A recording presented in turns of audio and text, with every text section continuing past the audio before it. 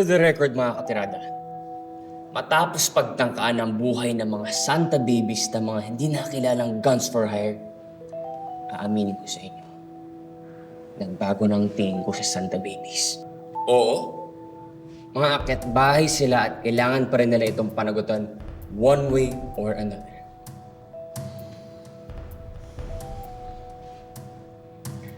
Pero para sa inyong mga korap, kung sino man kayo nagpapalitpit sa mga Santa babies, nangangamoy guilty kayo. Malalaman din natin ang katotohanan, nararamdaman ko. Malapit na mga katirada, kaya maghawak-hawak tayo ng kamay, protektahan natin ang katotohanan. Malapit nang walisin ang kalat sa kalabari. Ako po si Boss Idol, at ito ang Tirada. Nandito na daw si Boss Idol. Puntahan ko lang.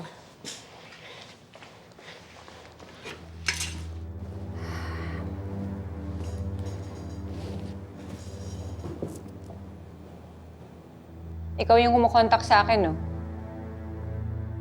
Paano mo nalaman? Bakit? Mali ba ako? Ginger, di ba yung bilin sa atin walang magsasalita? Bakit hindi ka nakikinig? Okay lang naman, kung ayaw niyo akong sagutin. Ang nakakapagtaka lang, kung nakikipaglaban kayo sa mga corrupt, bakit hindi na lang kayo makipag-coordinate sa amin? Mas pinili niyo pang magnakaw? Di bang sabi ko sa inyo, huwag kayong kakausap ng pulis habang wala kang abogado dito. Sergeant Enriquez, talagang sinamantala mo, no? Nang wala pa kami. Boss Idol, pasensya na. Pero magkakape tayo dito. Okay, sige. Pero iwan mo na kami. Andito na yung lawyer nila.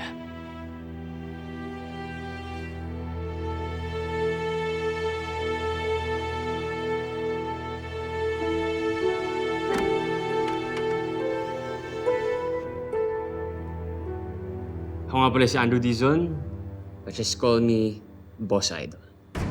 Ito naman ang iyong attorney, si Attorney Maceda. Di ba galit ka sa amin? What changed you? Is it because I took a bullet for your friend? Well, you can say that. Pero sabihin na lang natin na pareho lang tayo ng kinakalaban. Anyway, bago kayo magbigay ng kahit anong information sa mga pulis, kailangan muna nilang ma-meet ang mga demands natin. Basta magtiwala lang kayo sa akin. Kakampi niyo.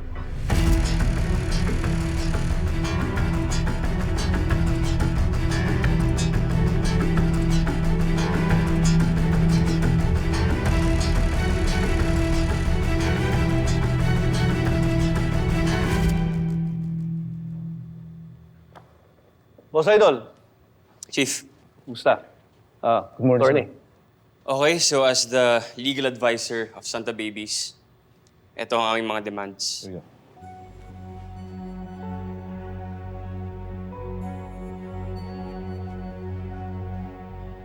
Itong Witness Protection Program, included talaga to sa mabibigyan naming privileges sa kanila. As long as nagkakaintindihan tayo na magbibigay sila ng impormasyon tungkol sa corruption dito sa Calabari. Oo naman, Chief.